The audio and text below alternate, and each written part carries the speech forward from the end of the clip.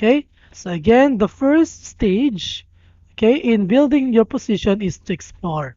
Okay, how can you explore? Again, is to read widely about that topic. Okay, so you must read what other people have written about it first.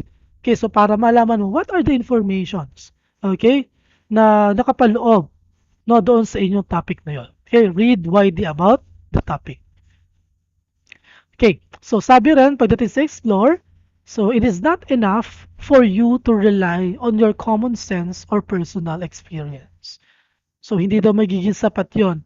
Yung common sense nyo lang tsaka personal experience. That's why you are advised to read widely. Okay, na based on your topic. So let's say last meeting or last lesson that we have tackled, no?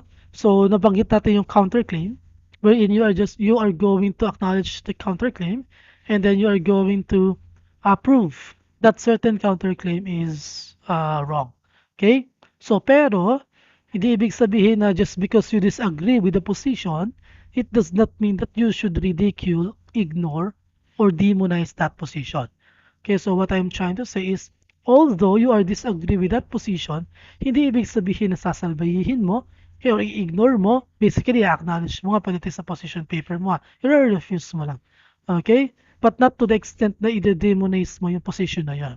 Okay? Because that certain stand or stance is a stance of ignorant people. Okay? So we should be open-minded. Okay? We should know that all of us have different perspectives. Okay? That the position paper of yours is the main purpose is to convince the reader. Okay? Nasa inyo pumani. Okay? But not to the extent na sobra naman. Okay? That you will be more that not to the extent that you will be more ridiculed to others or even demonized. That certain position. We should be open-minded with that. Okay, so that's for the stand of an ignorant person. But for an educated one, sabi, an open mind is imperative in order to give way to critical thinking. So pag sinabi natin imperative, it means important or significant. No, para to sa mga educated ones, yung open mind daw is important or significant in order to give way to critical thinking.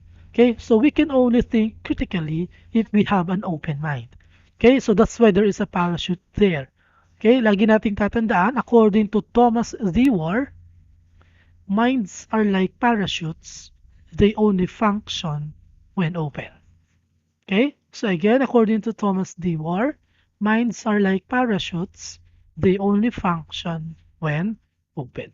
Okay, so in writing a position paper, we must have an open mind. Okay, explore, read widely about the topic. Your common sense and personal experiences would not be enough. Okay, so read, read, and read. Next is to brainstorm. Okay, so you know what brainstorming is, di ba? Collecting of ideas. Okay, so you can do brainstorm on your own if you want. Okay, but also you can brainstorm with a friend about the ideas you have found. Okay, so hindi po by pair yung gagawin natin position paper ha. Sabi lang sa brainstorm, you can brainstorm with a friend about the ideas that you have found. Okay, so bakit? Kasi oftentimes we can blind no to our flaws in reasoning.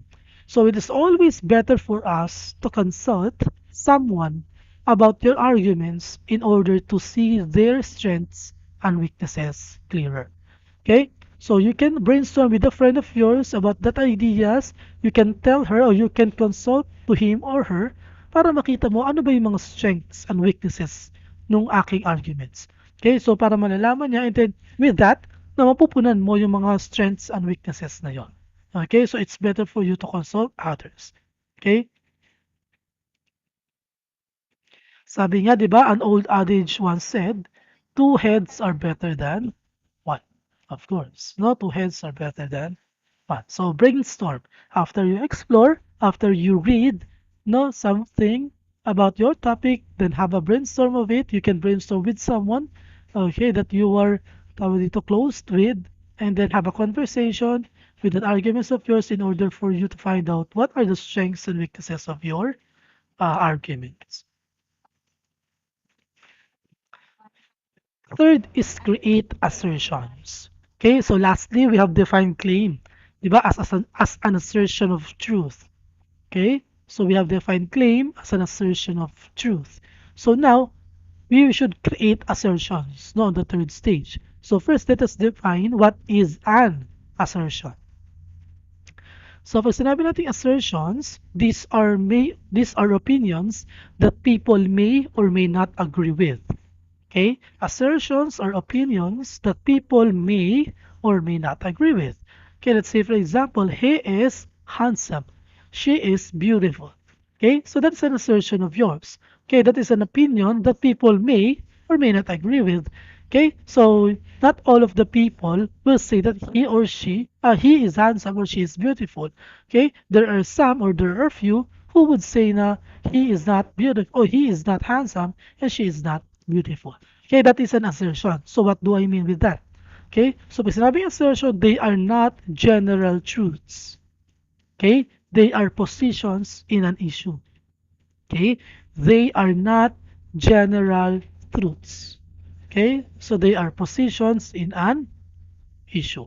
Okay, so ano ba pa yung sinabi nating general truths, no? The President of the Philippines or is President Rodrigo Roa Duterte. That is a general truth. No one can deny that.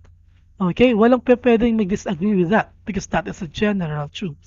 Okay, so unlike an assertion, the people may or may not agree with it. Okay, so upon building your arguments, you should write down several assertions. Dapat sulat kayo ng mga several assertions ninyo. Okay? So after ninyong tawag dito sa pagbibuild ng argument, after ninyo isulat yung mga assertions ninyo, after reading those assertions of yours, no, you must come up with a main idea or a theme or yung tinatawag nating thesis statement. Okay? So having those assertions of yours, dapat meron tayong makam up at the end na main idea or yung tinatawag nating thesis statement. Okay? And that thesis statement of yours should be the controlling idea of your position paper. Okay? So that would be the focus. Now, yung inyong theme. Okay? Yung inyong thesis statement. Okay? So that you can come up with no along with your assertions. Okay? Okay, let's say for example, in an issue whether uniforms promotes the ideas of equality in the school. Say for example, ito yung issue. Ang issue daw is uniforms promotes equality in the school. So ano yung assertion mo? Okay, for example, ang assertion is the use of uniforms, okay, promotes the ideals of equality in the school. Yun yung assertion mo para sa iyo. Kaya ang assertion mo, ang opinion mo is yung uniform, it do promotes or it does promote, okay, ideas of equality. Okay, so bago tayo pumunta doon. So, question, are you in favor of that? Okay, so yung uniform daw promotes equality in the school. Who says yes and who says no? Then justify your answer. No, no wrong answers. All of your answers will be correct. No, it depends upon them. Okay, so again, uniforms promotes ideals of equality. Okay, so who's in favor and who's not? Then can they justify your answer? How about you, Eda? Ano po, payag po. Ay, Kasi po ano, mas nagiging mukhang formal po yung estudyante. okay, so does that mean na it pervades or it promotes quality for you? Opo. Equality rather pala, not quality, equality. Opo. Okay, so somehow according to Eda, for her, it promotes equality. Okay, so yung ating mga uniform. So once you have, tawag dito, you have wear uniform in school, it promotes equality daw. How about the others? Who says no? That it does not promotes equality. Okay, that it's just merely uniform or any other reasons.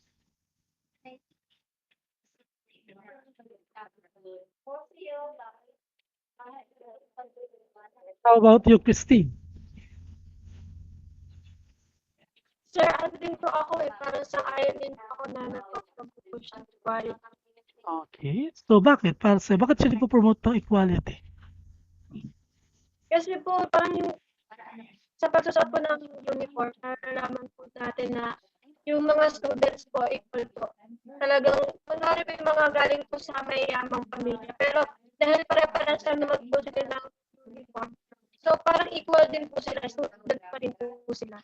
Wala Okay. pong special treatment. Okay, so very good. That's a very good point as well, no? So if you are wearing a same uniform, the school prescribe, okay, so it means that you are equal. Okay? So with that, tawag dito, with that certain school. Okay, how about the others? Meron ba nagsasabing no? Anyone that can give their justification? Who says no? Who says that a uniform does not promote equality?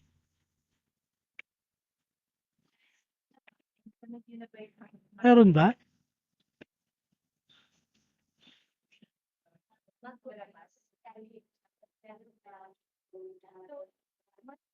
Okay, so it seems that all of you are agree, no, that certain uniform promotes equality, no, in school. Okay, so you have that assertion of yours, and just like what I've said, no wrong answers. Okay, all of our answers are correct. It depends upon it depends upon the stand of ours, no, depends upon the evidences that we can gather, no, in relation to that topic of yours, of ours. Okay. So, but in this example, let's say for example, sabi yung uniforms daw is made from different materials. Let's say for example, a certain school. Okay? A certain school does not provide a prescribed uniform or the what you call this, the materials for the uniform. Okay, but there is a prescribed uniform. Okay? So your uniform should be identical, of course. That's why uniform ang tawag. But it depends upon the students or the parents what materials to be used no para doon sa kanilang uniform. Okay, so in that case, sabi yung uniforms daw may be made from different materials, either inferior or superior quality. Of course, those two rich students, okay, they will use costly materials or those superior quality materials no, for their uniform. Okay, however, on the other hand, okay, those students which is not that rich, okay, they will use those two inferior quality or not costly. Okay, dun sa mga basic lang na materials for their uniform. Okay, so with that, it already indicates social inequality. Okay, so in that manner, okay, so in that sense, so it does promotes social inequality. So and also it can be used as a basis no for ridicule and bullying. Okay, so hindi lang uniform, just take the lunch boxes. Let's say for example, a too rich student and a not so rich one, or even a poor one. So yung rich student, syempre magandang lunchbox nun, of course, pag nilabas. Okay, cartoon character pa. So pagdating naman doon sa mahirap, lunchbox niya pag nilabas niya is the Selecta. Okay, let's say for example, no, yung Selecta, na pinagbuksan mo yung isda yung laman. Okay, or tilapia. Okay, so with that, that can be also a basis for bullying. Okay, so in that manner, okay, so social inequality will arise. Okay, so with that certain uniform, okay, so in this manner, one can argue on principle that uniforms do not promote equality. Okay, even though all uniforms superficially look the same, but in this manner, regarding its materials, okay, that can be used. Let's say, for example, different materials yung ginamit nila. Okay, yung isa is inferior quality and isa is superior quality. So in that manner, one can argue on this principle that uniforms do not promote equality. Okay, so but then again, all of your answers are correct. Okay, this is just an example. Okay, that is an assumption. Okay, so ganun tayo gumagawa ng isang assertions. Okay, so after creating your assertions, of course, di ba sabi nga assertions are just opinion that may or that people may or may not agree with. So paano mo mapapaniwala yung mga reader o yung mga tao? You must gather evidence. Okay? So after writing one's assertions, one must gather the evidence to prove each point. Okay? So once na nasulat mo na yung mga assertions mo, dapat you have evidences to support each assertions of yours. Just make sure that each assertion has strong and compelling evidences. No? Make sure nyo lang na yung tawag dito, bawat assertion meron tayong matibay no, na evidences. Okay, so for those assertions of yours. So what are those evidences? So yung mga evidences na yun can be any of the following. It can be facts, it can be statistics, it can be interviews with the experts, it can be also perceived philosophical, socio-political, and psychological truths. Okay? So it is not appropriate for us to use the moral and religious truths, no, as these differ from person to person. Okay, so we cannot assume that a person are doing or doing has the same religious background. Okay, so let's say for example, pagdating sa mga religions, okay, so hindi natin pa pwedeng uh, it is or refrain or appropriate it is inappropriate for us no to use those religious truths. Let's say for example, for a Christian as well as for the Muslims, okay, there is no issue with that because the background is different. Okay, meron kumukuha sa Bible, doon naman sa Quran. Okay, so it is inappropriate for us, okay, to have to use no moral and religious truths. Okay, so because of those background information or religious backgrounds. Okay, so we refrain with that. That's why ang evidence natin, it can only be philosophical, socio-political, psychological truths, interviews with the experts, statistics, and facts. Okay? So after ng assertions, after ng creating your assertions, you must gather evidences that will support your assertions, that will be helpful to your argument, okay, that will prove your claim.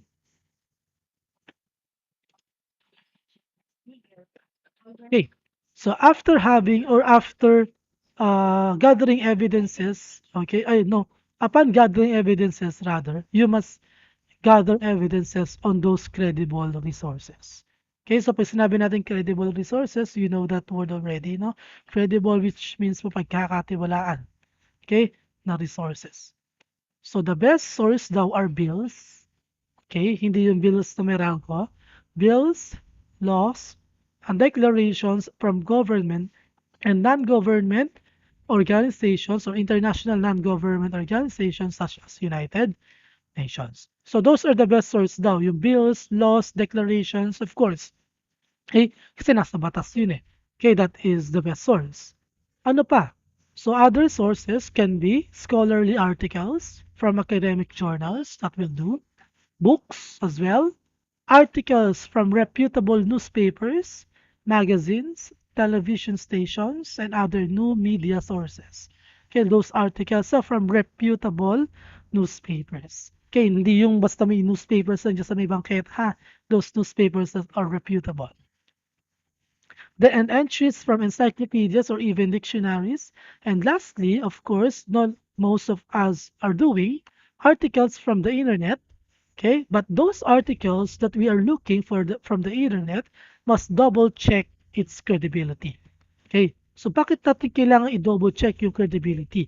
Because hoaxes, okay, yung mga hoaxes ay nagkalat sa social media nowadays. No, those fake news, okay, mga hoax. Okay, so hoax is different from truth, ha?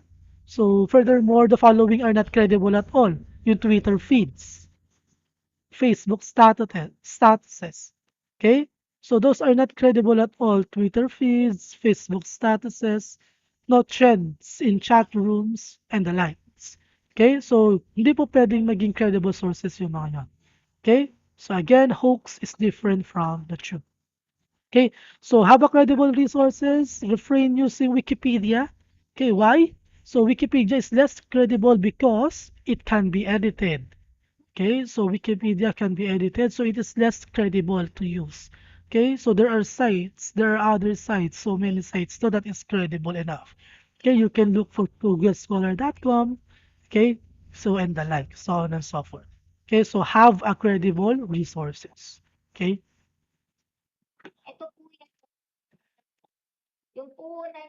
After that, you should refine your argument. Okay, so refining your argument na, may assertions ka na, nakakuha ka na ng evidence. So refine your argument na. So tandaan lang that an argument rather, is made up of three elements: assertion, evidence, and explanation. Okay? Assertion, evidence, explanation. As the writer of your position paper, of course, alam mo yung assertion mo, tsaka yung evidence mo. Okay? That will be clear to you, your assertion and evidence. But the question will arise. It may not be clear to your reader, or the logic may not be clear to your reader. Okay, you're the writer. You know the logic between the assertion and evidence. So papaano? No. Papaano magiging clear sa reader? You must have explanation. Okay? So with that further explanation, okay, that further explanation is needed. No, anong gagawin sa explanation? It is the clarification between the link of the assertion and evidence. Okay? So sa explanation mo, you are going to link yung assertion tsaka yung evidence. Dapat malink mo silang dalawa. Dapat there will be connection with them. There will be relationship between the assertion and evidence. Okay? Through explanation. Okay? Through clarification. Okay? By means of examples or situations. Okay? So para malink mo sa assertion at evidence sa explanation mo, okay, you must clarify it, the link between assertion and evidence, by means of further examples and situations. Okay? So to refine your argument, you must have these three: assertion, evidence, and explanation. In explanation part, you must link assertion to evidence, okay, by means of providing further examples and situations. Okay, so that is refining the argument. Next is prepare for the opposition. You know what opposition is, right? Okay, from the government, we have the administration now, and then there is an opposition, of course. Okay? So in preparing for the opposition, first is the negation of a position. Negation of a position. But first is ina-acknowledge muna natin, di ba? Okay, let's say for example on your position paper, just like what I have told you last meeting. Acknowledge the counterclaim. Okay? So after acknowledging the counterclaim, you are going to negate that. Ine-negate mo yon. Okay? Paano natin ine-negate? List down some of their strongest points.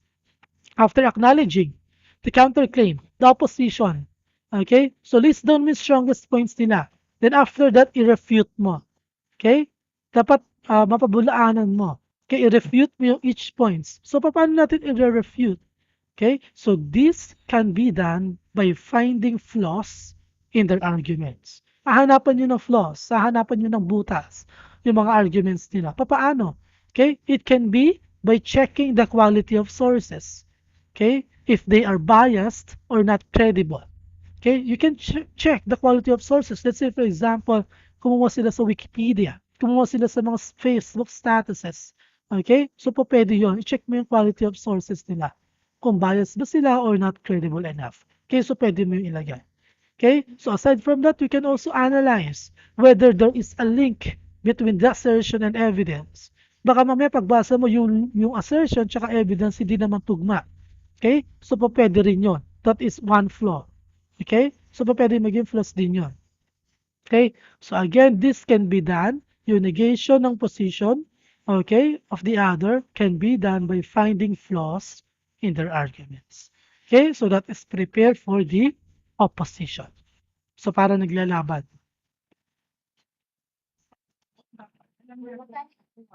Lastly, syempre, write the position paper.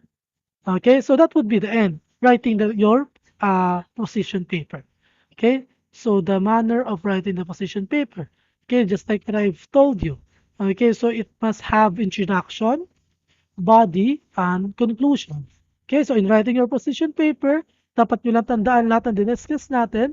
Okay, how to build a position, especially this one. Okay, the parts of the position paper, the introduction, anong gagawin sa introduction, ano yung mga nakapaloob sa introduction, the body, okay, and the conclusion. Okay, so that is writing your position paper. Okay, so this is an example of a position paper. Okay, so labeled siya. So, pwede nyo naman 'to tignan, sasuggest nyo naman 'to example. Okay, so kapag sa paggawa nyo ng position paper, pwede nyo 'tong gawing guide. Okay?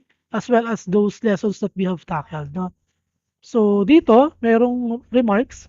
The writer sets up the issue. Okay, so sa introduction, the writer sets up the issue. Okay, so a position paper of drug testing of high school and college students. Okay, kung makikita natin, meron dito kinuhang information. As a background information, kumuha din siya ng statistics. Okay, almost 10% of the nation's teens report. Okay, the use of illicit drugs within the last month. So, pwede rin kayo kumuha no, ng mga factual evidences, statistics. Okay, so for your introduction. The writer, no, his or her opinion, nandito. Okay, andito yung opinion niya, yung claim niya or yung stand niya. The drug testing in high school and college student is an important and ultimately one of the best solutions. No need for you to say na my opinion, my stand, okay, my claim, hindi yung sinasabi ha. Hindi yung sinasabi. Okay, yung mga may na yan. Okay, so malalaman nyo na yon by using this one, just like this example. The drug testing in high school and college student is an important and ultimately one of the best solutions. So yun na yung opinion niya. Yun yung assertion niya. Okay? So no need for you to say that my assertion, my opinion, di na kailangan yun. Okay? And then the writer provides a little background here. Okay? So it can be a guide, no, to your writing position paper. Next. So the writer presents opposing points. So sa body parts na to, the writer presents opposing points here, and then the writer gives explanation about his or her opinion. Okay?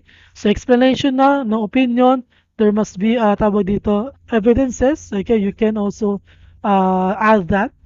And then at the conclusion part, the writer presents suggestion to solve problem. Okay, so there is a certain issue. At your conclusion part, dapat meron din kayo suggestion or recommendation, no, to solve a certain problem. Okay, and then end it, no? Okay, end it with a strong idea or end it with a strong tawag dito, argument. So the writer ends with an appeal by providing its advantages. Yun yung way niya. He provides the advantages, not to end his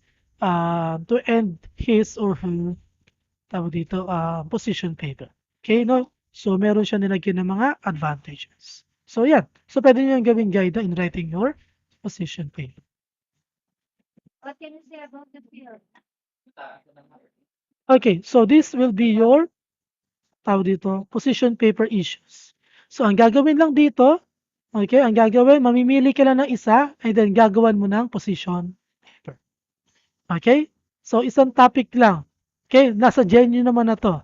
Okay, so gagawa kayo ng position paper. Submission will be on or before January 17, Sunday, this week. Tagal pa yun, ha? So, on or before January 17, Sunday. Okay, just choose one topic and then write your position paper about it. Is that clear? Kindly hit the thumbs up button yan if that's clear. Nasa Genyo naman na yan na yung mga topic na yan, no? So you can access it. Siyempre, attach a file ha kapag magpapasa na. So isang topic lang. Okay? So you can now start doing your position paper now. You can have your drafts. Okay? Habang we have time pa. Okay? No need for you to rejoin the Zoom meeting kapag nag-end ha. No need for you to rejoin. Okay? You can now start doing your position paper, no? Your drafts. Okay? Mag-gather na kayo ng evidences or informations. Okay? So, that's it. I hope that you have learned something new for today. So, again, ang ating submission will be on Sunday, on or before Sunday, ha? January 17. Okay, so you can now start looking for informations for your chosen